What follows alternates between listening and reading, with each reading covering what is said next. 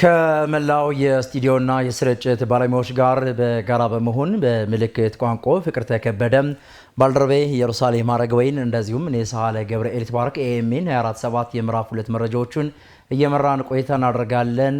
አብራችሁን ቆዩም። የአዲስ አበባ ከተማ አስተዳደር ፕላን ቦርድ የከተማዋን ዓለም አቀፍ ተወዳዳሪነት የሚያሳድግና ግዙፍ ዓለምና አህጉር አቀፍ ኩነቶችን ለማስተናገድ የሚያስችል አዲስ የአካባቢ ልማት ጥናት ኤልዲፒ ተወያይቶ አጸደቀም።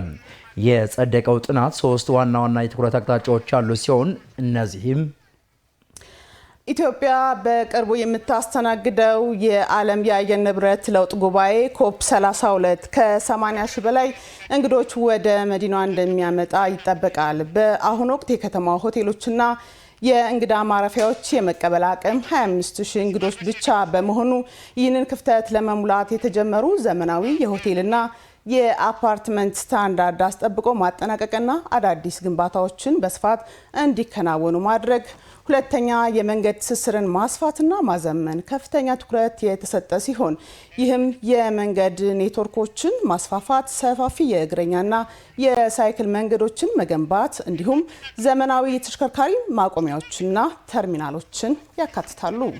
ሶስተኛም ለታላላቅ ስፖርታዊ ኩነቶች የሚደረግ ዝግጅት ከተማዋ የኮፕ 32 ጉባኤን የማስተናገድ ዕድል እንዳገኘች ሁሉ የአፍሪካ ዋንጫንን በብቃት ለማስተናገድ እንድትችል በዝግጅት ላይ ትገኛለች።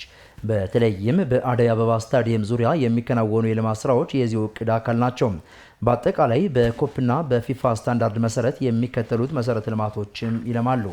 የመንገድና የትራንስፖርት መሰረተ ልማት፣ የሆቴል ሬስቶራንትና ፔንሲዮን፣ በርከት ያሉ የተለያዩ የንግድ ቤቶችን ማስፋፋት ልማት፣ የውሃ፣ የፈሳሽ፣ የቴሌኮምና የኤሌክትሪክ ኃይል እና ሌሎች የቴክኖሎጂ መሰረተ ልማት፣ የወንዝ ዳርቻ ልማት፣ ከስታዲየም ፊት ለፊት በከፊል እየለማ ባለው ዊንዶስ ኦፍ አፍሪካ ላይ የአረንጓዴ ፕላዛ፣ የጎልድ ሜዳ፣ የአዳራሾች፣ የካፍቴሪያዎች፣ የስፖርት ሜዳዎች፣ የተለያዩ መዝናኛና መሰል ልማቶች እንደሚሰሩ ከንቲባ ወይዘሮ አዳነች አቤቤ ተናግረዋል።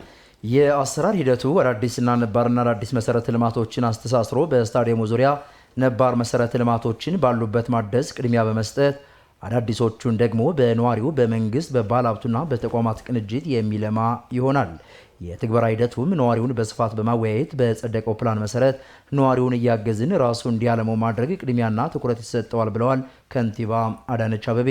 ይህ እድል ለከተማችን ነዋሪዎች ሰፊ የስራ እድልና የኢኮኖሚ መነቃቃት የሚፈጥር በመሆኑ ተባብረን በጋራ እንድናሳካው ጥሬን አቀርባለሁ ብለዋል የአዲስ አበባ ከተማ ከንቲባ ወይዘሮ አዳነች አቤቤ።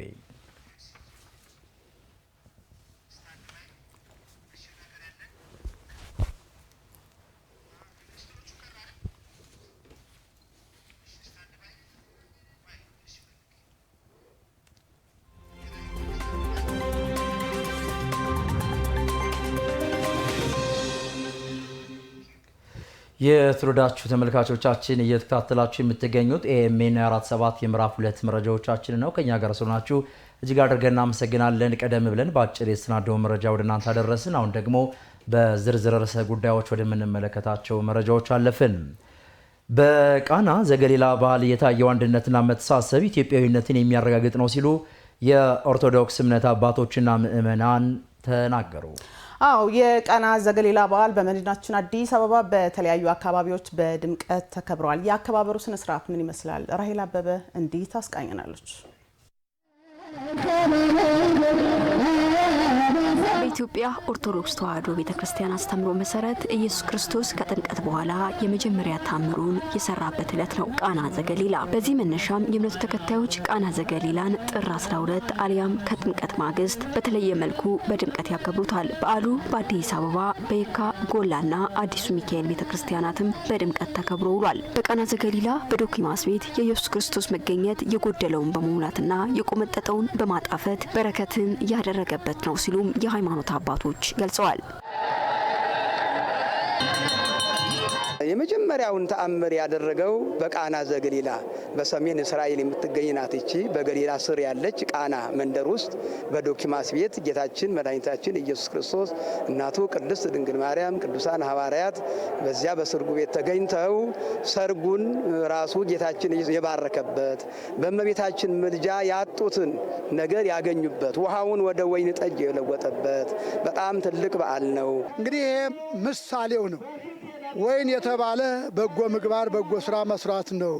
ያ በጎ ስራ ደግሞ ማንኛውም ሁሉም በክርስቶስ ክርስቲያን የተባለ ካህኑም፣ ጳጳሱም፣ መነኩሴውም ሁሉም ምእመናኑ ሁሉ የመረረውን ወይም አልጫ የሆነውን ሕይወታቸውን እንደዛ እንደ ወይን ጠጅ እንዲለወጥላቸው የበደሉ ወደ ንስሐ ተመለሰው በንስሐ ውስጥ ያሉ ወደ መረረው ሕይወት እንዳይመለሱ ተጠንቀው የሚኖሩበት ነገር ነው። የሚጠበቀው ማለት የክርስትና ሕይወት መገለጫ ስራን መስራት ነው። የሃይማኖት አባቶች አክለውም ይህንን የክርስቶስን ፍቅርና ትህትና በዘውትር ሕይወታችን ልንተገብረው ይገባል በማለት የቃና ዘገሊላ በዓል በሰላምና በድምቀት መከበሩንም አንስተዋል። በተለይ በዓሉ ሃይማኖታዊ ስርዓቱን ጠብቆ እንዲከበር ላደረጉ አካላትም ምስጋና አቅርበዋል። ለሀገር የሚጠቅም ስራ እንድንሰራ፣ ለቤተ ክርስቲያን የሚጠቅም ስራ እንድንሰራ፣ በሃይማኖት እንድንጸና፣ እርስ በርሳችን እንድንዋደድ የቃል ኪዳኑ ታቦት እኮ ትእዛዛት የተጻፉበት ነው። 10ቱ ትእዛዛት የተጻፉበት ነው። እነዚህን ትእዛዛት እኛ ብንጠብቅ እግዚአብሔር በረከቱን ሰላሙን ይሰጠናል። ታቦተ ሕጉ ከመንበረ ክብሩ ወደ ባህረ ጥምቀቱ፣ ከባህረ ጥምቀቱ አሁን ወደ ጠበሉ ቦታ፣ ከጠበሉ ቦታ ደግሞ ወደ ቤተ መቅደሱ በክብር በአጀባ በምስጋና በእውነቱ እና እዚህ ላይ የጸጥታ ክፍሉም የሰላምና ጸጥታ ክፍሉም የፖሊስ አባላትም እናመሰግናለን። በዓላት በመጡ ቁጥር ከሌላው ጊዜ በተለየ መልኩ ፍቅርና አብሮነት የሚጠነክርበት መሆኑን ያነሱት ደግሞ የእምነቱ ተከታይ ምእመናን ናቸው። በቃና ዘገሊላ በዓል የታየው አንድነትና መተሳሰብ ኢትዮጵያዊነትን በተግባር ያሳየ መሆኑን አንስተው ይህንንም ማስቀጠል የሁሉም ምእመን የዕለት ተዕለት ተግባር ሊሆን ይገባልም ብለዋል። በይበልጥ ደስ ከሚለው ነገር ለዞም እዛ ጋር ስመጣ ለዞም ያየሁት ሙስሊሙም ራሱ ደፋ ቀና እያለ ነው። እዛ ጋር ዳቦ ቆርሶ እየሰጡ ያሉት አንድነታችንን እየገለጸ ነው ያለው። ደስ የሚለው ይሄ ነው ዋናው። አንድነቱና አንቱኑ በጣም እንዲሁ ሳየው የተለያዩ እምነቶች አሉ እና ከነዛ ሰዎች ላይ ያው ምግብ ለመብላት ውሃም ለመግዛት ገብቷላ ልብስም ለመግዛት የተለያዩ ነገሮች ስላሉ እነዛ ነገሮች ሃይማኖት አይለይም እና አንድም ደግሞ ትልቁ ባህል የሚያደርገው ሰላም መሆኑ። ከመሰራቱ በፊት አዲስ አበባን አይቼዋለሁ። አዲስ አበባ ትክክለኛ አዲስ አበባነቷን እያገኘችበት ያለው ማለት ለእይታ ደስ ይላል እና በጣም ነው የሚያምረው። በዚህ መልኩ ደግሞ ሕዝብ በሚወጣበት በዓል ላይ መንገዶቻችን ሰፋፍተው አምረው ደምቀው ይሄ መገፋፋት ሳይኖር መውደቅ መነሳት ሳይኖር ከህፃን እስከ አዋቂ ሁሉም ሰው በነፃነት ደስ የሚል አየር እየወሰደ እየሄደ ነውና በትልቁ ይበል የሚያሰኝ ነው። ይህንን ላደረጉ ለሰሩ ምስጋና መስጠት ላለብን ምስጋና እንሰጣለን። ሁሉ ባህላችን በጣም ደስ የሚል ነው። ወጣቶችን ምንጣፍ በማንጠፍ በማስተባበር የተለያዩ ባህል አልባሳትን በመልበስ ባህላችን የደመቀ ነው። የሌሎች እምነት ተከታዮችም ውሃም ዳቦን በመስጠት ይተባበራሉ። ደስ የሚል ነው። የኮሪደር ልማቱ ለአደባባይ በዓላት ምቹ ሁኔታ መፍጠሩን ነዋሪዎች ተናገሩ። የከተማ ነዋሪዎች ከዚህ ቀደም የመንገዶች ጥበት፣ አቧራን ጨምሮ ምቹ ያልሆኑ በርካታ ሁኔታዎች መኖራቸውን አስታውሰው ዛሬ ላይ ግን አዲሱ የከተማዋን መልክ ለበዓል አክባሪዎች ብሎም አከባበሩ ለመመልከት ለሚተሙ የውጭ ሀገራት ዜጎች አመቺ እንደሆነ አንስተዋል። ነዋሪዎቹ አክለውም ከተማዋ በዚሁ የእድገት ጉዞ እንድትቀጥል ማህበረሰቡ ልማቱን በመንከባከብና የሚጠበቅበትን በማድረግ ሊሰራ እንደሚገባ አጽንኦት ሰጥተውት ያነሱት ጉዳይ ነው። የዘንድሮ የጥምቀት በዓል በደመቀና በአማረ መልኩ መካሄዱንም ነዋሪዎቹ ተናግረዋል። የነዋሪዎችን ሀሳብና አስተያየት ቤተልሔም አየነው እንዲህ ታስቃኘናለች።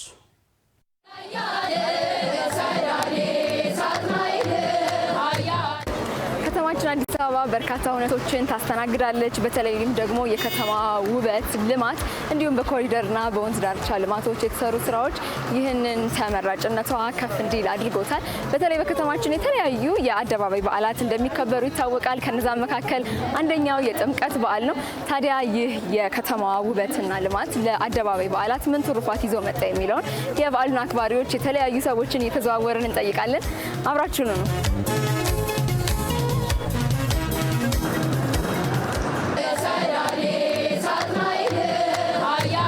አመሰግናለሁ። በጣም አምሮባችኋል። እንኳን አደረሳችሁ። እንኳን አብራ አደረሰ። በዓል መንፈሳዊ እርካታን የሚሰጥ ነው። ለስጋችንም እረፍት ነው፣ ለነፍሳችንም ብዙ እርካታን የምናገኝበት በጣም ደስ የሚል ነው። በጣም ደስ ይላል። በጣም ሁሌም በዓላችን ደስ የሚል ነው። የጥምቀት በዓል ኢትዮጵያ ሀገራችን አዲስ አበባ በጣም ቆንጆ ሆናለች።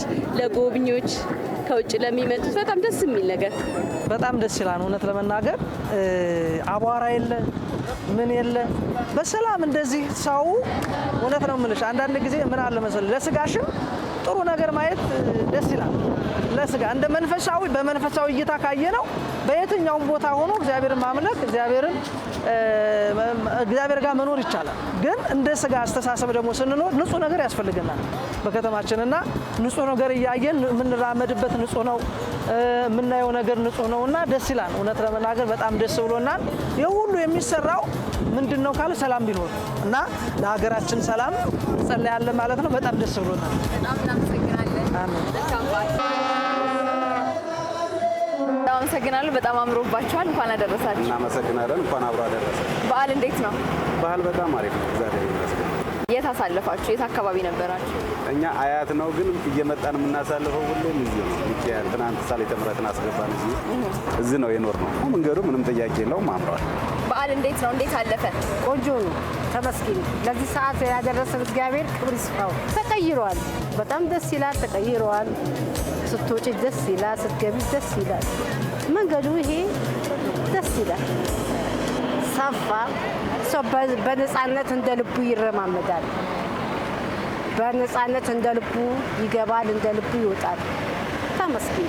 ለዛሬ ዓመት ደግሞ ሁላችን ደግሞ ኢትዮጵያንም ሀገራችን ሕዝቦቿንም በሰላም በጤና ይጠብቅልን። በጣም እንደው ሀገራችን ለካ የሰው እጅ ሲሰራው እንደዚህ አይነት አሜሪካንም አይቻለሁ፣ ዋሽንግተን ዲሲ፣ ቨርጂኒያ፣ ሜሪላንድ የመሳሰሉትን ሀገሮች ሁሉ ነገር ከኛ የተሻለ መስሎ ይታየናል። ግን ይሄ የኮሪደር ልማቱ እጅግ በጣም አስደንቆን ሀገራችን አምራ ደምቃ መንገዱ ሆነ ሰው ሆኖ አምሮበት አደምቋል። ሰላም ነው ሀገራችን። በጣም እግዚአብሔር የተመሰገነ ይሁን። የአደባባይ በዓላት በርካታ ሰዎችን ያሳትፋሉ። ህፃናት፣ አዋቂዎች እንዲሁም ደግሞ የእድሜ ባለጸጋዎች በዓሉን ለመታደም ወደ አደባባይ ይወጣሉ። ታዲያ በዚህ ሰዓት ድካም ሲኖር ደግሞ እንዲረፍ የሚሉባቸው የተለያዩ ቦታዎች መኖራቸውም ሌላ እድል ፈጥሯል።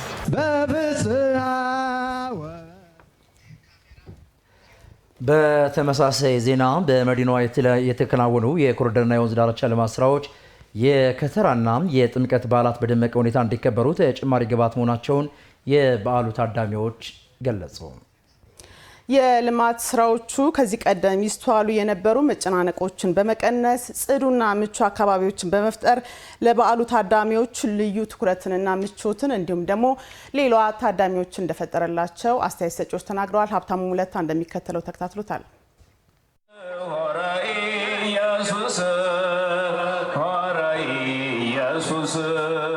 በዓለም መመላለስ 73 የከተራና ጥምቀት በዓላትን የመመልከት እድል ያገኙት አቶ ዋላ አበበ ዘንድሮም እንዳለፉት ዓመታት የጥምቀት በዓልን ለማክበር በጃን ሜዳ ተገኝተዋል። እኛ አባት በእድሜ ዘመናቸው ሀገር በተለያዩ ውጣ ውረዶች ውስጥ ስታልፍ ተመልክተዋል። ከከተራና ጥምቀት በዓላት ጋር በተገናኘ በበርካታ መልካም ትውስታዎች የተሞሉ ቢሆኑም የአዲስ አበባ ከተማ መሰረተ ልማት መጓደል በበዓሉ ላይ ያጥላ የነበረውን ጥላ እያስታወሱ አሁን የተፈጠረውን መልካም እድል ደግሞ እያሞገሱ ይደመጣሉ። ስንት ግፍ ያለ ስንት ግጭት አለ።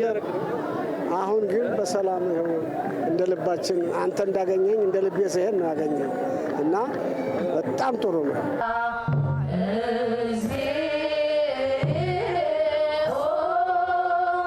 ሌላኛው የአዲስ አበባ ከተማ ነዋሪና የዘንድሮ የጥምቀት በዓል ተሳታፊ አቶ ጸጋይ ዘውዴ የመጀመሪያ ዙር የኮሪደር ልማት የተጀመረ ሰሞን ወደ አሜሪካ ሀገር ተጉዘው ለ1 ዓመት ከ6 ወር ቆይተው የተመለሱ መሆኑን ይናገራሉ።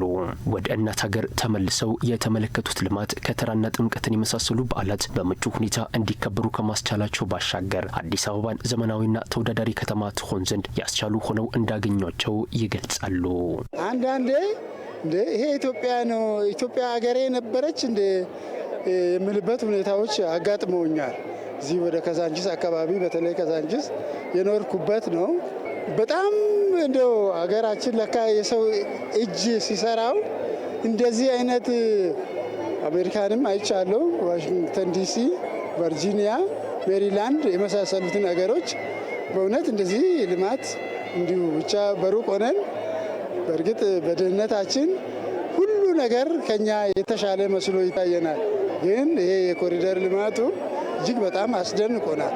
የከተራና የጥምቀት በዓላት በመላው ኢትዮጵያ ብሎም በአዲስ አበባ ከተማ ለበርካታ ዘመናት ሲከበሩ የቆዩና እየተከበሩም የሚኖሩ ናቸው። በዘመናት ሂደት ውስጥ በዓላት በተሻለ ከባቢ የሚከበሩበት፣ ህዝቡም በምቹ ሁኔታ የሚያከብሩበት እድልን መፍጠር ይጠበቃል። የአዲስ አበባ ከተማ አስተዳደር ከተማዋን በማዘመንና ለነዋሪዎቿ ምቹ በማድረግ ሂደት ውስጥ የከተራና ጥምቀትን የመሳሰሉ በዓላት በተሻለ ሁኔታ እንዲከበሩ የሚያስችሉ የልማት ስራዎች እየተከናወኑ ይገኛሉ። ከነዚህ የልማት ስራዎች መካከል ደግሞ የኮሪደርና የወንዝ ዳርቻ የልማት ስራዎች ይጠቀሳሉ።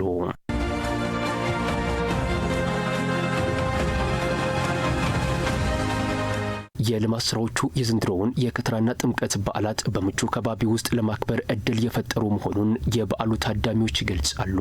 አሁን በጣም አሪፍ ነው ማለት በቃ በጣም ውብ ሆኗል፣ ሰፍቷል። እንደ ልባችን ነው ሰፋ ብለን የምንሄደው።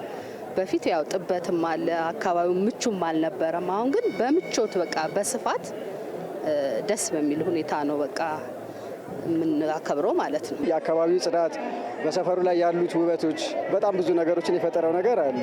አገራችን በጣም ያማረ ያሸበረቀ ቆንጆ ሆኖ መንገዱ ሆነ ሰፈሩ ሆነ አካባቢ ሆነ በጣም ቆንጆ ሆኖ ደስ ብሎናል።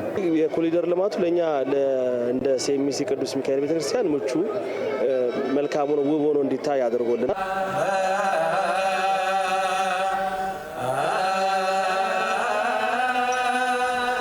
የልማት ስራዎቹ እንደ ሀገር ኩራት መሆናቸውን የሚጠቁሙት የበዓሉ ታዳሚያን ለበዓላቱ ድምቀት ተጨማሪ ግብዓት የሆኑ የልማት ስራዎችን ያከናወኑ አካላትንም አመስግነዋል። የምንገለገልበት እስከሆነ ድረስ ለሀገርም ለወገንም ለሁሉ እጅግ በጣም ኩራት ነው ብለን ነው የምናስበው። ደግሞ የሚታይ ነገር ፍሬ ያለው ውጤትም አይተናል። እጅግ በጣም እናመሰግናለን። ለዛም ማለት ነው ምቹ ነገር ይታየናል። ምክንያቱም ንጹህ ነው፣ ቦታው የተመቸ ነው፣ ህዝቡ እንደፈለገው ይንቀሳቀስበታል በተሰራ ቦታ ላይ። ስለዚህ ምቹ፣ ጥሩ፣ መልካምም ነው ብዬ አስባለሁ። በጣም የሚያስደስት ሀገራችን ከሰው እኩል ልትሆን አሁን እየተንደረደረች ነው እና በጣም ደስ የሚል የኤኤምኤን 24/7 የምዕራፍ 2 መረጃዎቻችን እንደቀጠሉ ናቸው። አብራችሁን ስላላችሁ እናመሰግናለን። የጥምቀት በዓል በድምቀት መከበሩ የኢትዮጵያውያንን በጋራ አብሮ የመኖርና ለሰላም ቅድሚያ የመስጠት ውጤት መሆኑን የበዓሉ ታዳሚዎች ተናገሩ። የበዓሉ ታዳሚዎች ሀሳብ አስተያየታቸው ምን ይመስላል? ምትኩ ተሾመ በፍስሐ ወበሰላም ጸጥታውን ጽዳቱን በተመለከተ በጣም ደስ ብሎን ነው የዋለ። ያው ዋናው ሰላም ነውና በሰላም ምንም አንድ ነገር ዕቃ ሳይጠፋ አንድ ነገር ሳይሆን በሰላም ያው የተከናወነ ነው።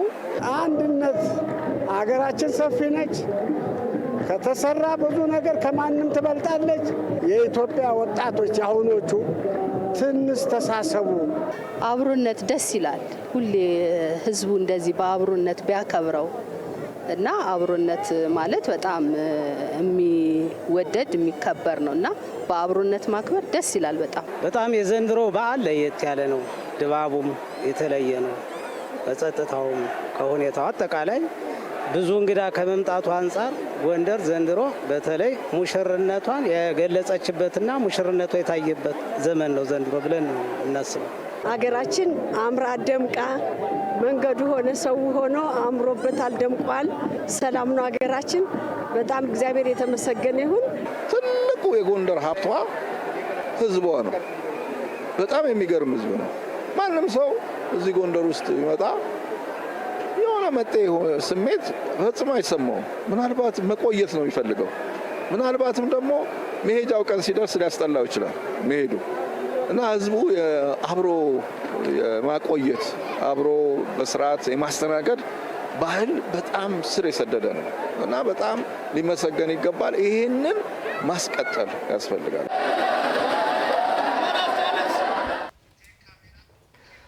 አዲስ አበባ ከተማ ዓለም ላይ ከሚያውቋቸው ውብ ከተሞች መካከል አንዷ ሆና እንዳገኘዋት የጥምቀት በዓልን በአዲስ አበባ የታደሙ የተለያዩ የውጭ ሀገራት ጎብኚዎች ተናገሩ።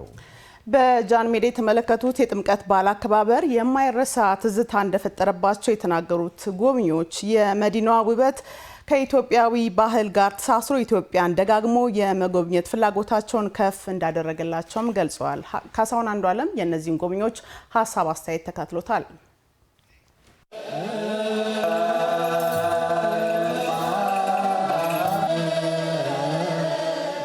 ሁሉም በነጭ አለባበስ ደምቀው በአንድነት በዝማሬ በጸሎትና ምስጋና የሚያከብሩት የጥምቀት በዓል የዓለምን ትኩረት የሳበ ደጋግመው ከታደሙት ኢትዮጵያውያን ለመጀመሪያ ጊዜ እስከተመለከቱት አውሮፓውያን አንዳች የደስታ ስሜት የሚፈጥር መንፈሳዊ ልዕልናን ከባህላዊ ውበት ጋር ያዋሃደ ድንቅ በዓል ነው። I couldn't stop taking pictures and filming. I was sending to France right away as well. It's really wonderful. It's something that I've never seen before. Waiting when we will be baptized, when we will be baptized. ከኢትዮጵያውያን ጋር የደም ትስስር እንዳላት የምትናገረው ፈረንሳዊቷ ማጂዳ አብዲ ጥምቀትን በጃን ሜዳ ስትታደም ይህ የመጀመሪያዋ ነው። ደጋግማ ፎቶ የምትነሳው ማጂዳ በዚያ ስለተመለከተችው ሁነት ስላጋጠማት ድንቅ ክስተት ስትናገር ጥምቀት የእምነት ድንበር የማይገድበው የቋንቋ ልዩነት የማያደበዝዘው የኢትዮጵያውያን ድንቅ ሀብት ነው ትላለች። ለመጀመሪያ ጊዜ በጠዋት ወደዚህ ስመጣና በዚህ ድንቅ ስርዓት ላይ ስሳተፍ የሚገርም ስሜት ነው የተሰማኝ። ሰዓቱ እንደሄደ እንኳን አላስተዋልኩም። እንደምታየኝ ፎቶ ማንሳትና ወደ ፈረንሳይ መላክ አላቋረጥኩም። ምክንያቱም ይህ በጣም ውብ ነው። የምታየው ነገር፣ የምትሰማው ዝማሬ ኦርቶዶክስን ካልሆንክም ለልብህ የሚደርስ ነው። ውሃም ተረጭቻለሁ። የተባረከ ውሃ መሆኑን ሰምቻለሁ። ከአውስትራሊያ ሲድኒ የመጣው አጎስ ከድርም አህጉር አፍሪካን ሲረግጥ የመጀመሪያ መዳረሻው ኢትዮጵያ ሆናለች። በጃን ሜዳ የተመለከተው የጥምቀት በዓል አከባበርም የማይረሳ ትዝታ እንደፈጠረበት ይናገራል። I've never been in Addis and this is my first time in Africa. ከዚህ ቀደም አዲስ አበባ መጥቼ አላውቅም። አፍሪካም ስመጣ ይህ መጀመሪያ ነው። በመጀመሪያ የአፍሪካ ጉዞዬ ራሴን እንደ እድለኛም ቆጥረዋለሁ። በርካታ ሰዎች ተሰባስበው የሚያከብሩት እንደዚህ አይነት በዓል ሳይም ይህ የመጀመሪያ ጊዜ ነው።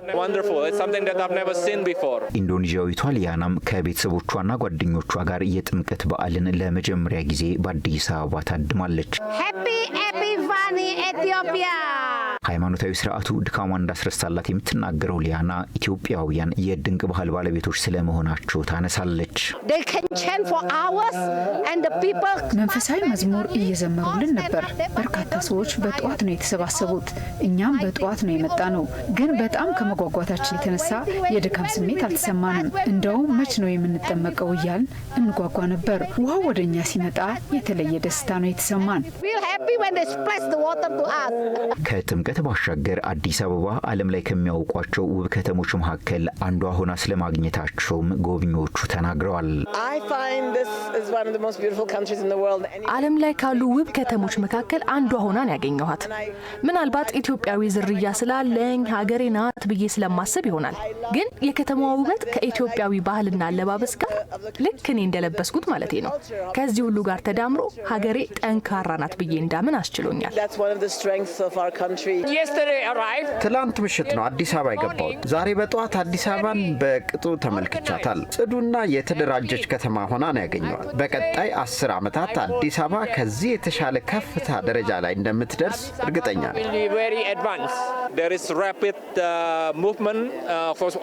በጣም ፈጣን እንቅስቃሴን ተመልክቻለሁ። በርካታ ግንባታዎች እየተከናወኑም ነው። ከአዲስ አበባ ውጪ ጎንደርና ላሊበላንም ጎብኝቻለሁ። በጣም ውብ ተፈጥሮን የተመለከትኩት።